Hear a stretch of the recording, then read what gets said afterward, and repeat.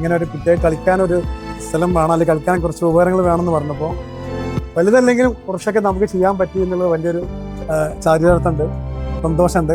വീണ്ടും എല്ലാവരും കാണാൻ പറ്റിയതും മക്കളെ ചിരി കാണുമ്പോഴും അവരെ കളി കാണുമ്പോൾ ഉണ്ടാകുന്ന സന്തോഷം നമ്മുടെ ഒരു പിതാവ് നിലയിലും എനിക്കും ഉണ്ടായിട്ടുണ്ട്.